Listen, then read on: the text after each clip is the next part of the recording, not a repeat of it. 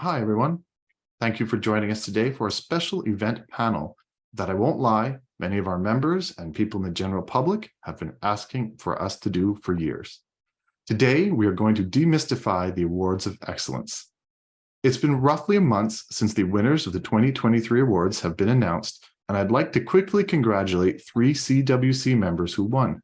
Dro Trigiari's book, Heartbreak Homes, won Best Juvenile or YA Crime Book, sponsored by Shaftesbury.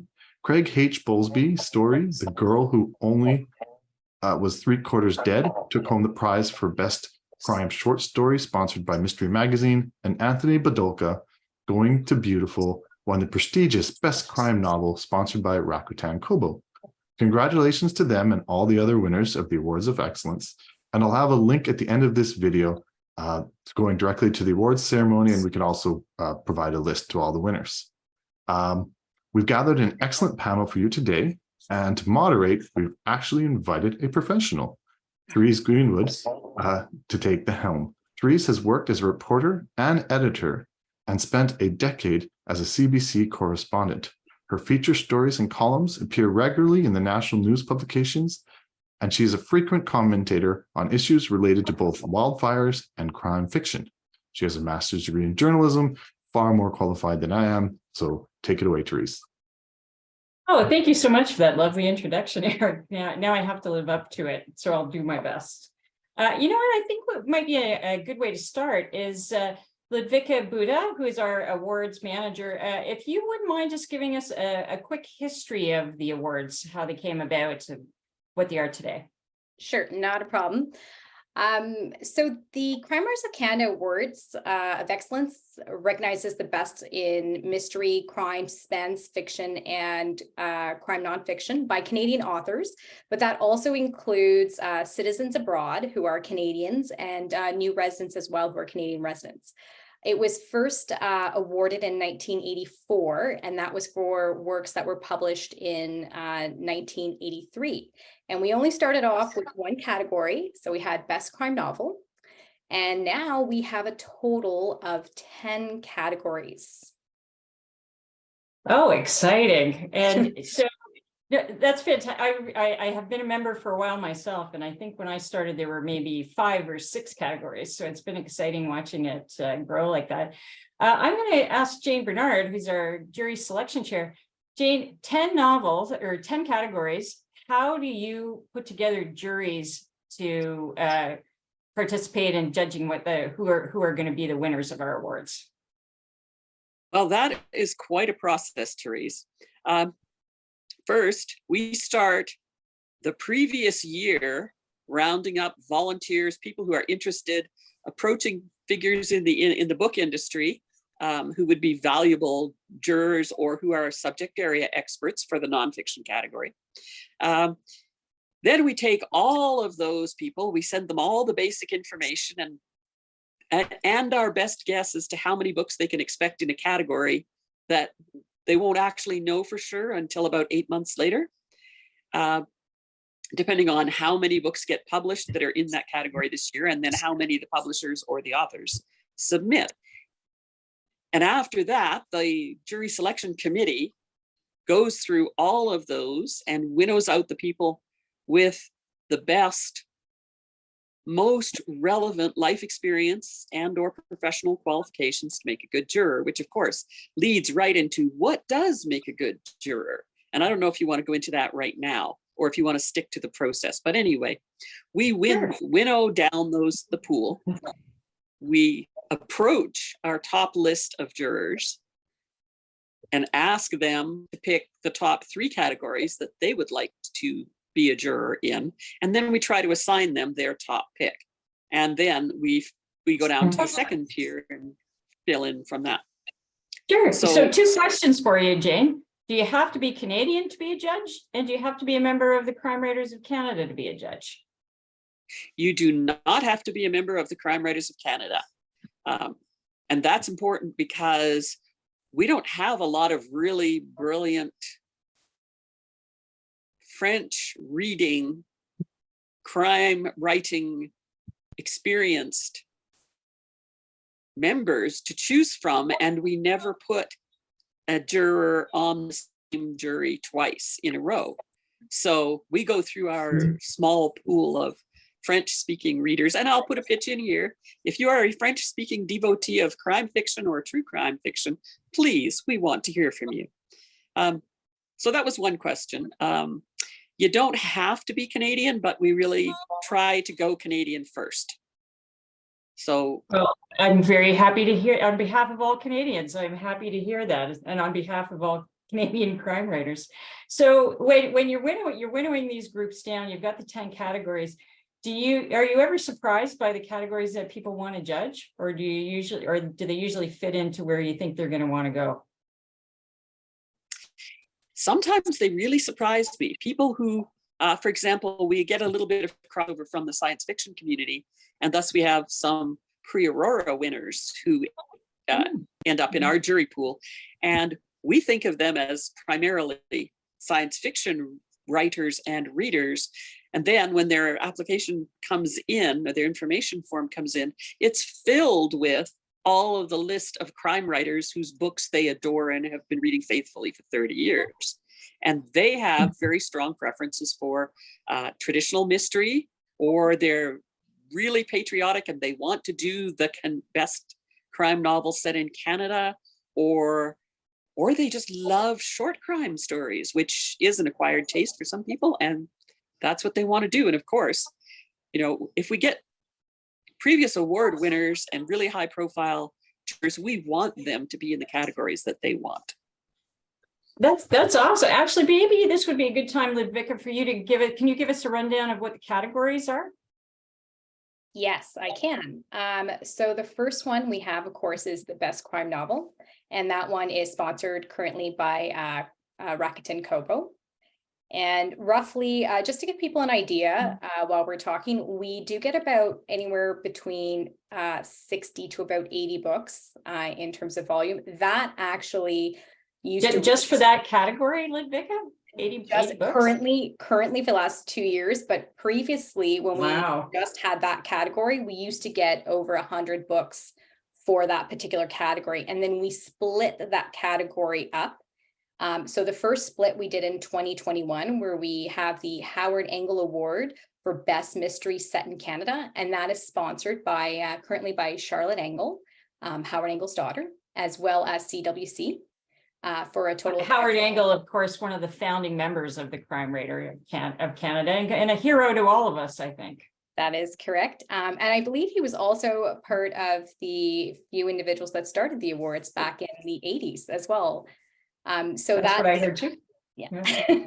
So that category honors Howard Engel. And so we have that one. So that has made a split. And that category currently receives about 30 to 35 on a given year. And then we found that didn't reduce the amount of books coming into the best crime novel. So we decided to create a new category as well to further reduce the amount that we get. And that is the Whodunit Award for Best Traditional Mystery. And that currently is sponsored by Jane Doe. So that is its own mystery in itself with a $500 prize. And that receives about, currently, I think it's about 25 books on average. And then, of course, we have Best Crime Short Story, Best Crime Novella, Best Crime Short Story. Sorry, I forgot to mention how many short stories we get into that. That's about, this year we had a total of about 78. But last year it was lower in the 20s, and it really depends on how many anthologies come out and what's going on in the publishing world.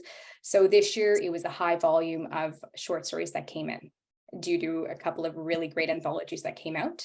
Novellas is it's a smaller category.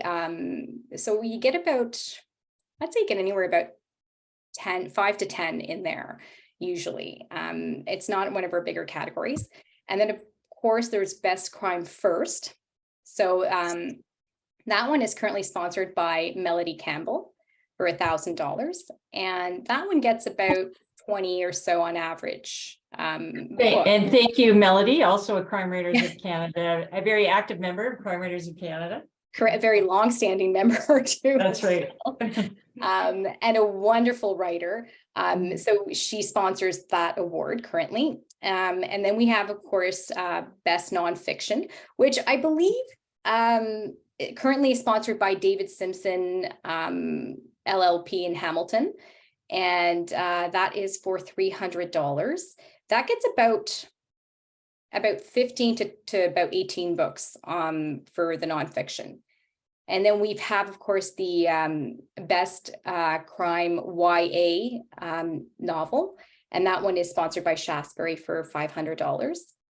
And the Best Crime French novel is currently non-sponsored. So if anybody's interested or knows anybody, do let us know. And that gets about 12, I'd say 12 to 15 novels.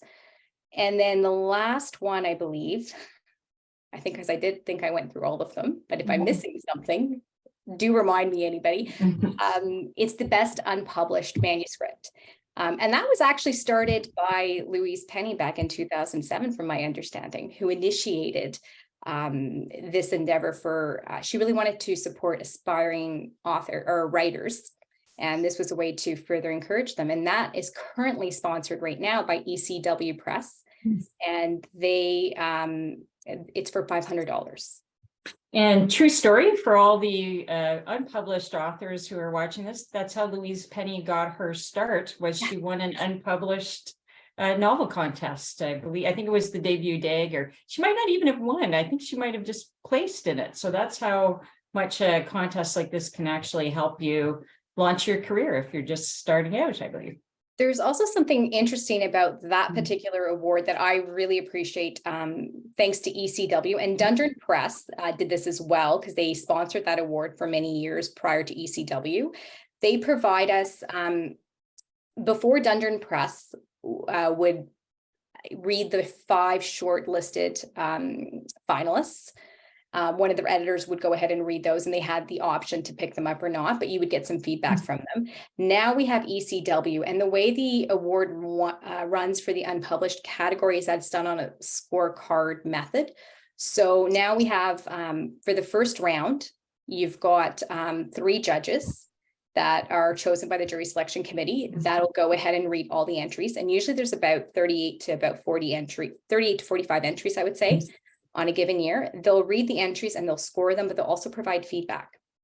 And then if you make the long list, you then have a 4th judge that comes in. So 4 judges, 3 will be from the previous round. They'll also read the full-length manuscript of the long-listed individuals. But the 4th judge is provided to us by ECW Press, and they are one of the editors. They will also read your long-listed manuscript, and they will also provide comments on it. So whether or not or not you win or not, it's actually, you're getting some great feedback. Yeah, that's a big deal. That's a huge deal. You're getting right in front of an editor who gets to make life or death decisions about your manuscript. Jayne, what are some of the other benefits of even just receiving a nomination? You don't necessarily have to win to get a benefit from participating. What could an author who's nominated, what benefit could they get from that?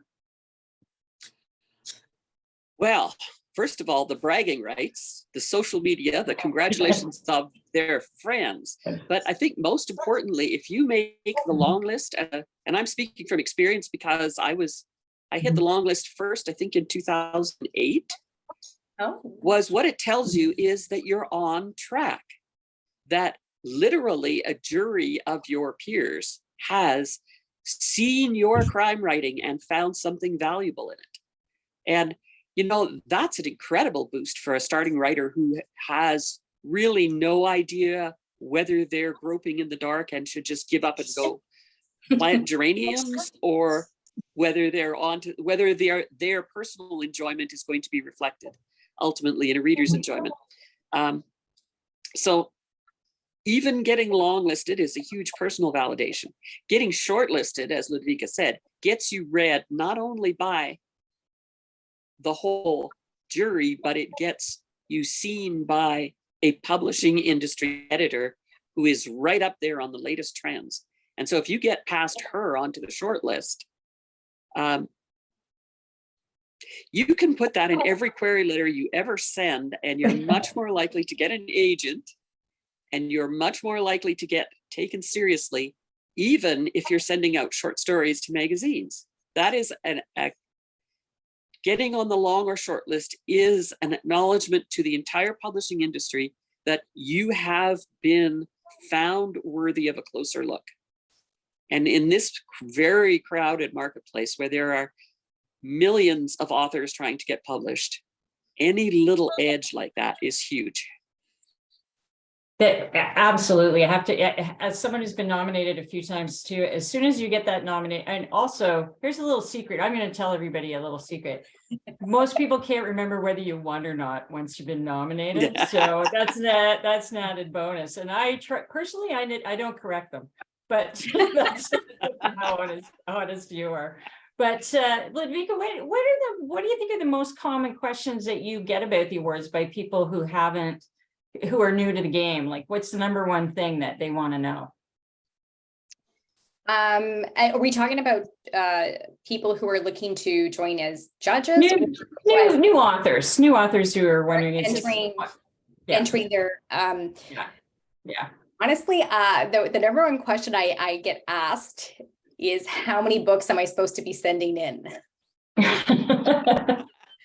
Because the way currently we do physical books, and we have 3 judges for each category. And as a result, we need 3 physical copies of your book. So I often get asked, I know it's probably not, that is the main question though. How many copies? You need 3 physical copies all to come to me so that I can disperse them to the appropriate judges. That would be the number one question. Oh, that's interesting, because it says right on the website, send 3 copies. So, but people still want to know. That's interesting. All right, I learned something today too. Jayne, oh, sorry, Ludvica, I was just going to say it's always the easiest questions that are always the simplest that are in front of you are always the ones that kind of get thrown back. That's right. So, Jayne, now that we've been chatting a little bit, I want to get into the real skinny. Do the judges ever have massive knockdown, drag out fights over which book they're gonna pick? Okay, I'm going to shelve that question for just a minute, and I'm going to add on Ludvica's comment about the questions. The other question that seems to lurk in a lot of authors' minds is, why didn't my book get entered? And honestly, if you or your publisher don't enter it, we, the CWC, do not go out and hunt down every book published that year. So if you have a book out and you have a publisher, talk to your publisher, ask them if they intend on entering it. And if not, you are free to enter your own book.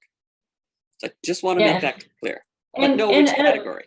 A little tip that I found too is if you're planning on entering and paying the entry fee and mailing it in, usually your publisher will give you 3 copies to send in as well. Like you don't be afraid to ask your publisher to give you a boost on that, because they usually have a few promotional copies lying around anyway, right? And this is good promotion for you. Can I just piggyback onto that answer?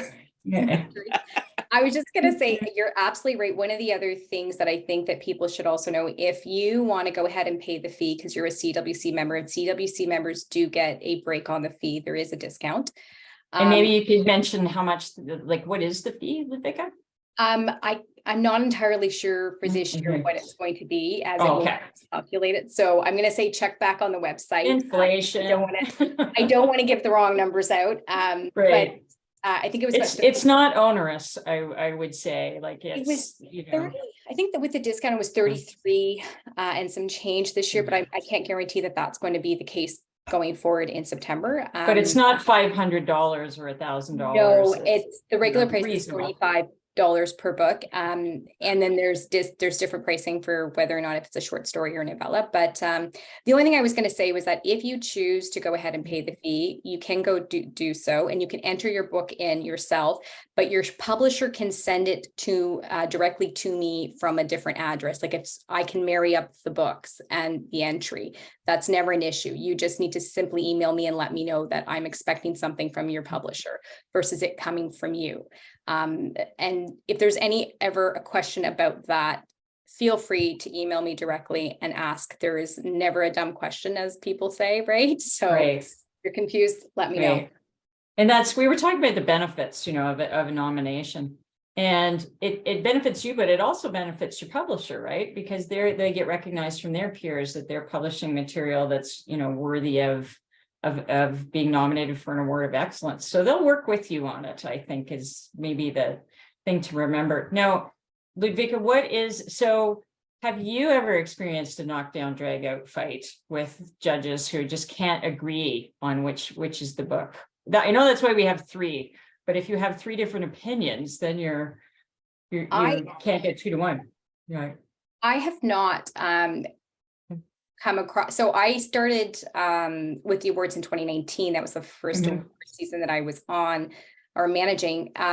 I have not seen a all-out drag knockdown. I've seen certain aspects where there is some confusion about what exactly the theme of the book, does the theme fit the category? And sometimes there are some individuals who just see different definitions of what that theme should be. Yeah. In those events, though, I haven't seen it go to like an extreme case of any sort.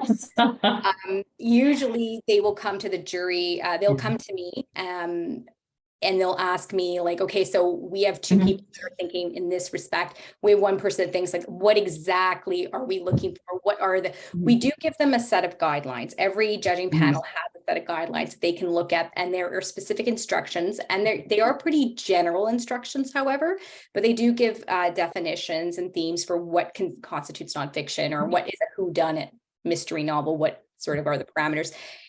If, however, there is an extreme case, they'll come to myself, and then depending on what the issue is, it can escalate to the committee itself, who can then sort of, I haven't seen that issue though, Jayne, and I'm not sure if you have either. Yeah, I love this because this is so Canadian, because we're completely passionate about our books, and we love our books, and we have all kinds of opinions. But we don't want to like raise our voices and argue about it. But you know what? Go ahead. I've spoken to some of the panels over the last 2 or 3, the last few years that I've been working with the judging panels, and for the most part, like there are always the old holdouts.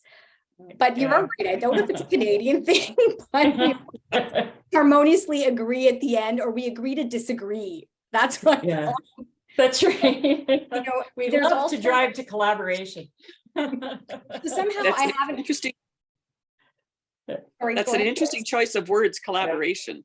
Yeah. Because one of the things that we actually look at on their jury information sheets is, what other groups do they belong to, and do they show evidence that they have, for example, worked on volunteer boards before, or been part of any negotiations? Is there evidence that they're collaborative? Because ultimately the jury has to be able to collaborate and has to be able to bring all of their varied expertise and points of view and passion to picking the book that fits their best combined wisdom for that award that year.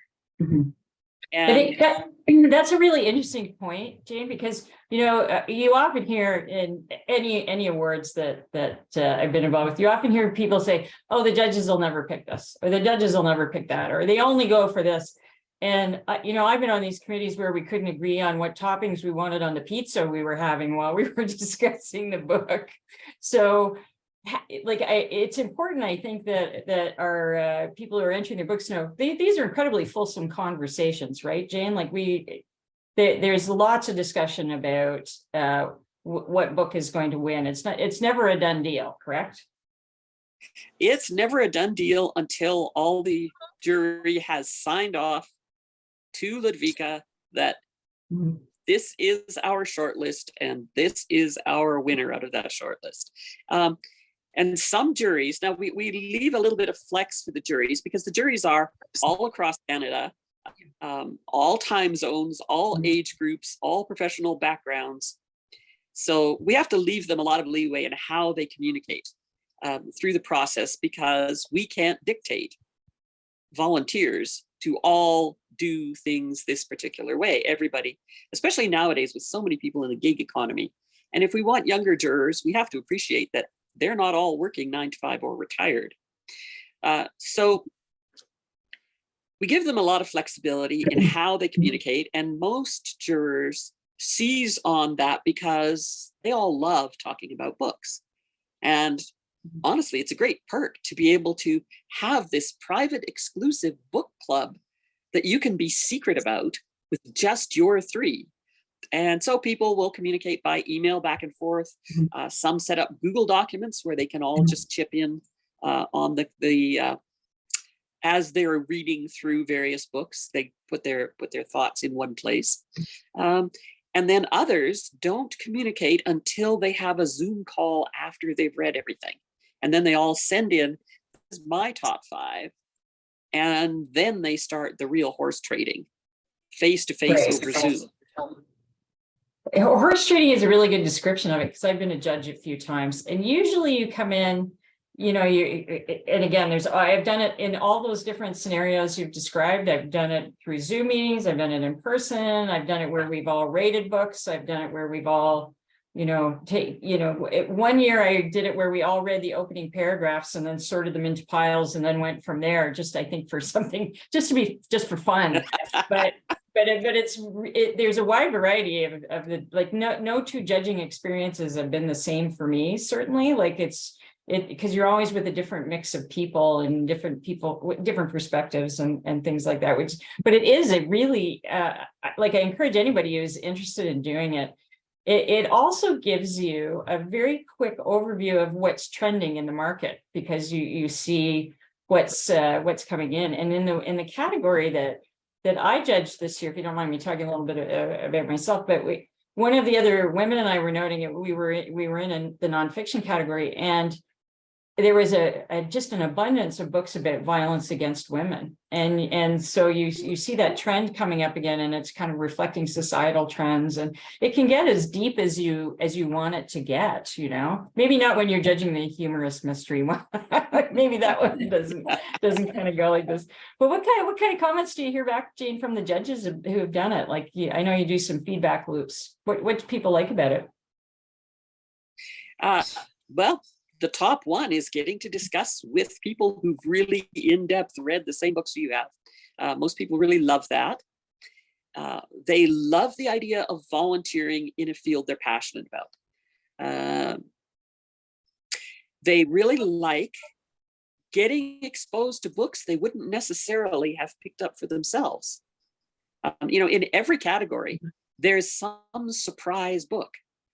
And one of the things that interests me personally as a juror is when I go in with a preconception about, well, I don't really like books that feature the dog dying or whatever. And then I read a masterpiece in which the dog dies, and I can't hate the author. The work is beautiful. It deserves to rise to the top of the pile.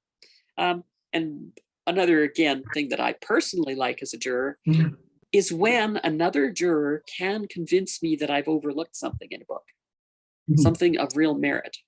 And that's where I think the strength of the triangle, the jury, the 3 legs of the stool is, we all bring something slightly different to the discussion. So that's all good. Yeah. And there is one more seldom mentioned benefit to being on a jury. That is, after you've read, as you say, the opening paragraphs for 10 or 15 or 45 novels, you get to know really clearly what a good opening page looks like from a reader perspective, and you can take that back to your own work. So it's also a class in what works and what doesn't in books. That's a great list, Jayne. Like, it definitely encapsulates my experience for sure. And you also get to meet people that you wouldn't ordinarily meet. Because the panel I was on, I'm in Alberta, we had someone in Nova Scotia and we had someone in BC. So we're not going to bump into each other at the A&P or something like that. So that's a great way to get to meet some, like-minded people who share your interests as well. So I think I see our time has just gone by so quickly. because it's been such an engaging discussion. So I'm going to give you both one last opportunity to touch on what you think is the most important thing that we haven't discussed yet. So Ludvica, I'll go to you first. Is there there's some piece of information that you'd like the people watching this podcast or video to hear about? So anything that you want them to know?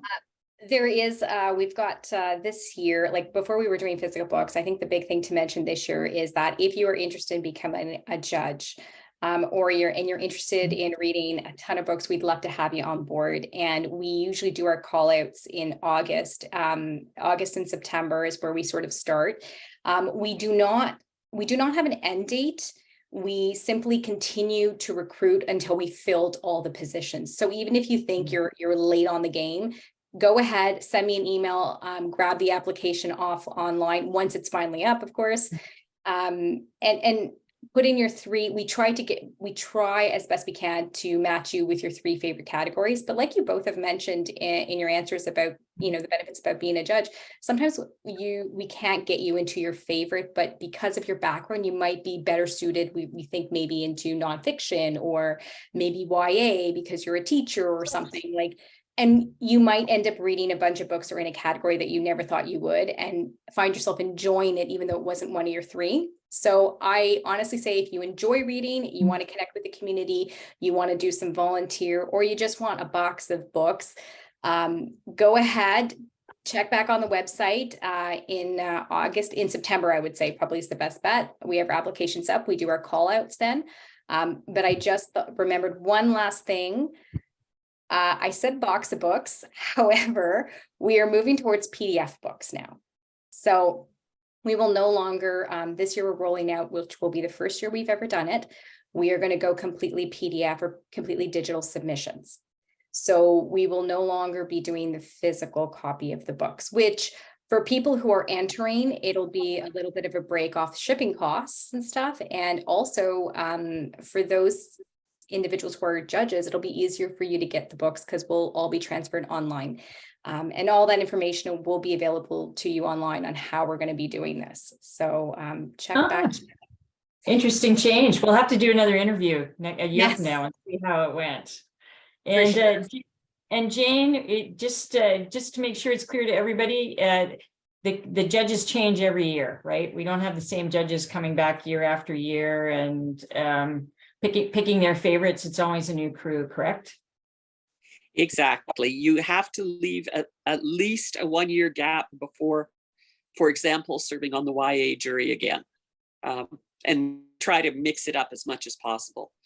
Although that said, once we get a really good juror, we like to encourage them to serve on a different jury because they know the process already.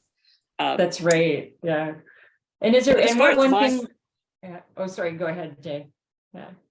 But as far as my kind of closing, most important statement is very rarely, but it does happen, the awards get accused of being biased.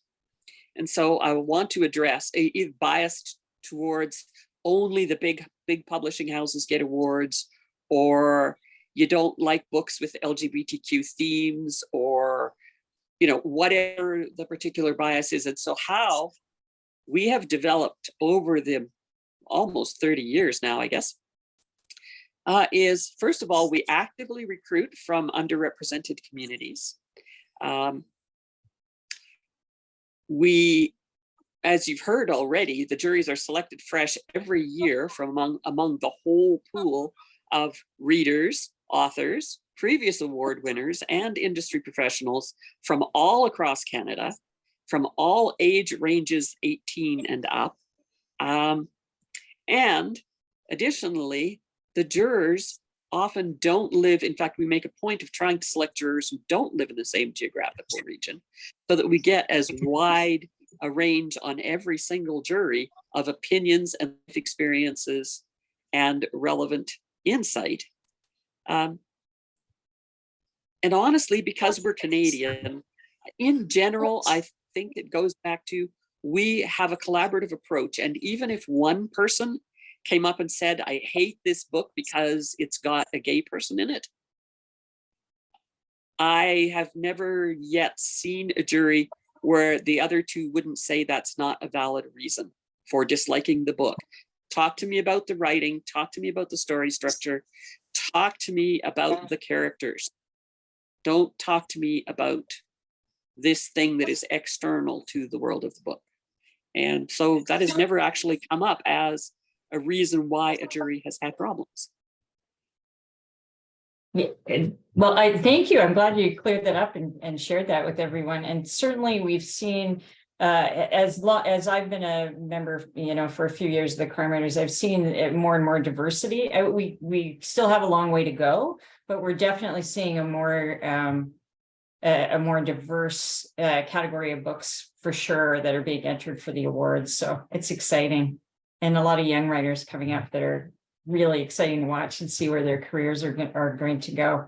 Well, thank you so much, Crime Writers of Canada, for asking me to moderate this panel. I've learned a lot, and now now that I'm long enough out of the judging to forget how much work it was at the time, I'm thinking this sounds great. Maybe I'll judge again for another year.